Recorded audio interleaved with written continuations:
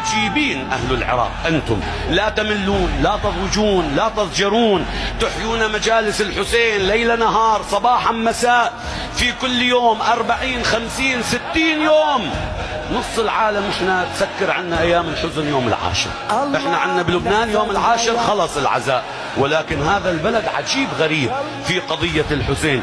بس هذه زيارة الأربعين والمواكب والمضائف على الطرقات والكرم الذي يقدمه أهل العراق عجيبين غريبين.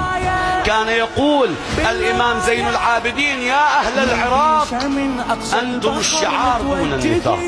الله أكبر. تعرف ما معنى هذا الكلام؟ أنتم الشعار دون الدثار. الدثار الثوب الخارجي، الشعار الثوب الذي يلاصق شعر البدن.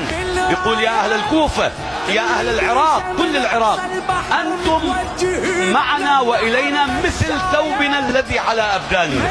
الله أكبر. هذا مدح لا مثيل له أبدا. إذا قرأت بالتاريخ تجد أن كل أصحاب الحسين عراقيين، كل الذين استشهدوا مع الحسين عراقيين. فقط 17 شاب من بني هاشم هؤلاء الحجازيون فقط. العباس وعلي الأكبر والقاسم وعبد الله الأكبر وعبد الله الأصغر وجعفر وعثمان وعبد الله، هؤلاء الحجازيون.